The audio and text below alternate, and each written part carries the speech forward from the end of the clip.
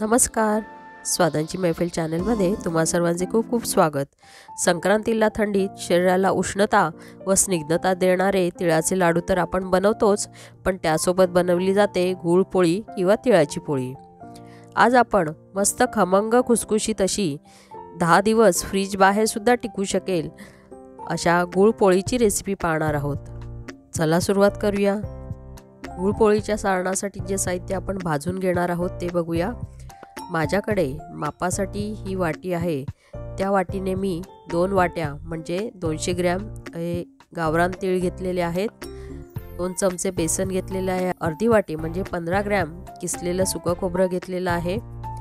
अर्धी वाटी म्हणजे 50 ग्रॅम हे शेंगदाणे माझ्याकडे भाजलेलेच होते ते मी घेतलेले आहेत. त्याची आपण साल काढून घेणार आहोत. खोबरं घालणं ऑप्शनल आहे. नंतर 1 टीस्पून खसखस इथे घेतलेली आहे, जी आपल्या सारणाची चव वाढवायला मदत करणार आहे.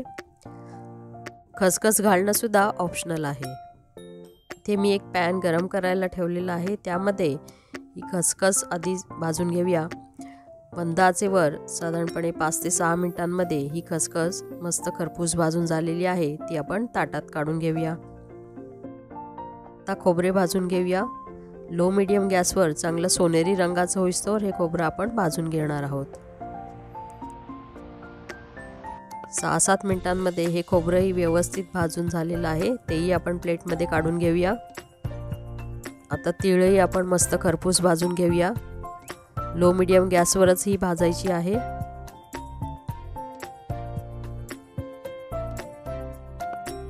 साधारणपणे 15 मिनिटांमध्ये तीळ चांगले भाजले गेले की ते तडतडायला लागतात.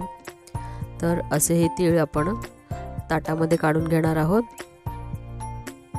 आता 1 चमचा तेल घालूया आणि त्यामध्ये चांगला रंग बदलेपर्यंत बेसन आपण लो मीडियम फ्लेमवर भाजून घेणार आहोत. बेसन हे गुळपोळीच्या सारणामध्ये बाइंडिंगचं महत्त्वाचं काम करतं आणि गुळपोळीला एक मस्त खमंग अशी चव देतं. 12-13 मिनिटांमध्ये हे बेसन मस्त खमंग भाजलं गेलेलं आहे. त्याचा रंग बदललेला आहे आणि बेसन भाजल्याचा मस्त घमघमाट पसरलेला आहे. हे बेसनही आता आपण काढून घेत आहोत. सारणासाठीचं सर्व साहित्य आता भाजून झालेलं आहे. यामध्ये घालण्यासाठी मी अर्धा चमचा वेलची पूड पण घेतलेली आहे. तसेच 2 वाट्या म्हणजेच 200 ग्रॅम गूळ इथे घेतलेला आहे. तीळ वगैरे गार होईस्तोवर आपण पारीची कणिक भिजवून घेऊया. त्यासाठी 2 वाट्या गव्हाचं पीठ इथे मी घेतलेलं आहे. त्याला वाक येऊन ते पोळ्या लाटणे सोपे व्हावे म्हणून 1 चमचा मैदा आपण घेतलेला आहे. तसेच पोळ्यांना क्रिस्पीनेस यावा म्हणून 1 चमचा तांदळाची पीठ इथे घेतलेली आहे. तसेच चवीपुरते म्हणजे 2 चिमूट मीठ इथे आपण घेतलेले आहे. हे सर्व साहित्य आता एकत्र करून घेऊया.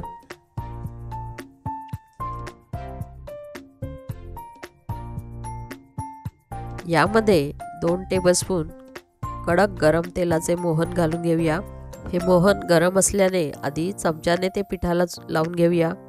तेलाऐवजी आपण तुपाचे मोहनही घालून घेऊ शकतो. आता थोडेसे गार झाल्यावर हाताने आपण हे मोहन पूर्ण पिठाला व्यवस्थितपणे चोळून घेऊया.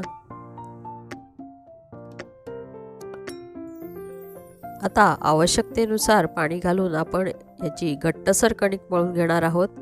सारखी पातळ कणिक भिजवली तर आपल्या पोळ्यांना क्रिस्पीनेस येणार नाही. हे पहा, आपली अशी घट्टसर कणिक मळून झालेली आहे. आता आपण याला थोडेसे तेल लावून पुन्हा थोडेसे मळून ही कणिक झाकून ठेवणार आहोत.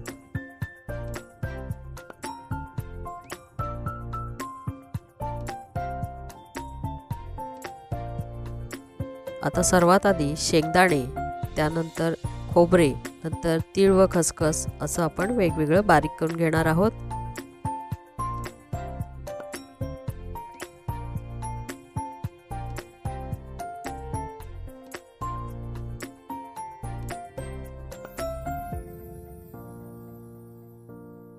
हे बघा, तीळ, खोबरं आणि शेंगदाणे अशा पद्धतीने रवेदार असं बारीक करून घ्यायचं आहे. अति बारीक केल्यास हे सारण सारं चिकट होतं.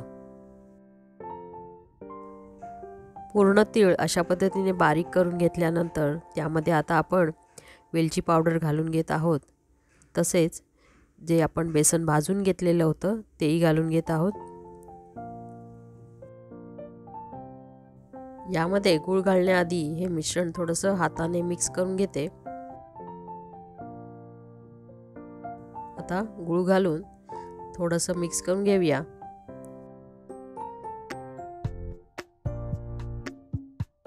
गूळ घातल्यानंतर सर्व मिश्रण एकजीव व्हावं यासाठी आता आपण हे पुन्हा मिक्सरच्या भांड्यामध्ये घालून थोडंसं फिरवून घेणार आहोत। गूळ यामध्ये मिक्स होईल इतपतच हे मिक्सरला फिरवायचं आहे, म्हणजे सारण पुन्हा असं मोकळं असलं पाहिजे। आता हे आपण ताटामध्ये काढून घेऊया। सर्व सारण मिक्सरला फिरवून झाल्यानंतर यातले गोळे मी हाताने मोडून घेत आहे, म्हणजे पोळ्यांमध्ये ते सारण सगळीकडे व्यवस्थित पसरले जाते। मधल्या वेळात आपली कणिक चांगल्यापैकी मुरलेली आहे, तिला आता पुन्हा मळून घेते आहे।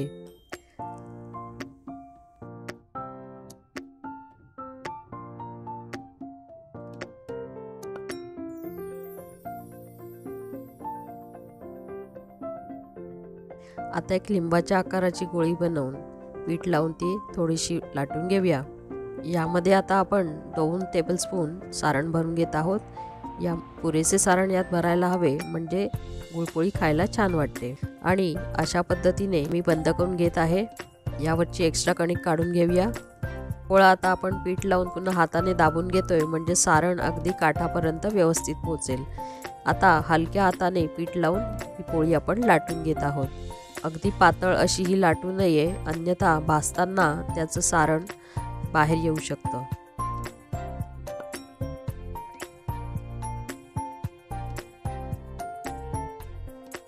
तुम्ही बघू शकता आपली पोळी एकदम व्यवस्थित अशी लाटून झालेली आहे, अगदी काठापर्यंत सारण पोचलेलं आहे। वरची म्हणजेच कणिक जास्त असलेली बाजू आपण तव्यावर टाकणार आहोत, म्हणजे ती व्यवस्थित भाजली जाईल। साधारणपणे 2 मिनिटं मंद आचेवर एक बाजू भाजल्यानंतर आपण ती उलटी करून घेणार आहोत।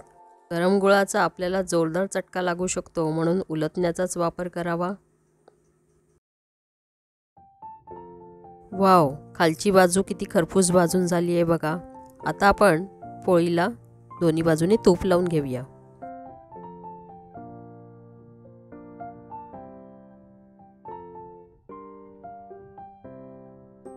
लावल्यानंतर मिनिटभर दोन्ही बाजूने मस्त खरपूस भाजून झाल्यानंतर आपली ही पोळी आता तयार झालेली आहे। प्लेटमध्ये काढून घेऊया।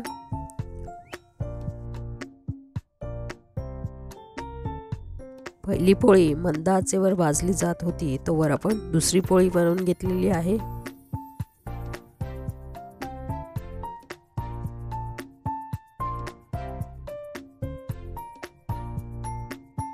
हे पहा, आपली दुसरी पोळी सुद्धा मस्त खरपूस भाजून झालेली आहे। याच पद्धतीने सर्व पोळ्या बनवून घेऊया। राहिलेल्या अर्ध्या सारणाच्या आपण नंतर पोळ्या बनवू शकतो किंवा त्याचे लाडूही बनवू शकतो। हे बघा, आपली पोळी किती मस्त खुसखुशीत झालेली आहे आणि यामध्ये सारणही एकदम व्यवस्थित पुरेसं भरलं गेलेलं आहे। घ्या मग लगेचच ही गुळपोळी बनवायला आणि तुमच्या प्रतिक्रियाही आम्हाला लगेच कळवा। व्हिडिओ आवडला तर लाईक आणि शेअर जरूर करा। स्वादांची मैफिल चॅनेलला तुम्ही सबस्क्राईब केलं नसेल तर आता लगेचच करा आणि बाजूला असलेल्या बेल आयकॉनवरही क्लिक करा, म्हणजे तुम्हाला अशाच आमच्या नाविन्यपूर्ण रेसिपींची लिंक लगेचच मिळेल। चला भेटू लवकरच, बाय।